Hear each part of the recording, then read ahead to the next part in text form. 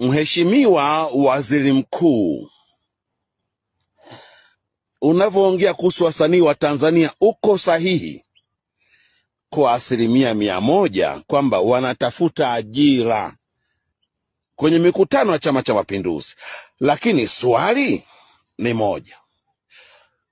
Hawa Nay wa Mitego, Roma ni Mkatoliki, nao wanataka kutafuta ajira kupitia vyama vya upinzani, wanaimba nyimbo za kukosoa utawala. BASATA wanaingilia kati. BASATA wanaingilia kati. Tokeni hapa. Tokeni, hamstahili katika nchi hii.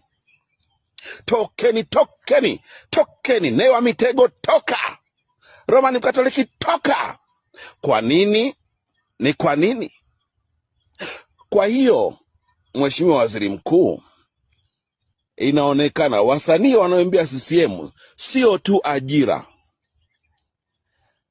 Kuna zaidi ya ajira. Namaliza baba yenu Clemence Mwandambo. Nimemaliza.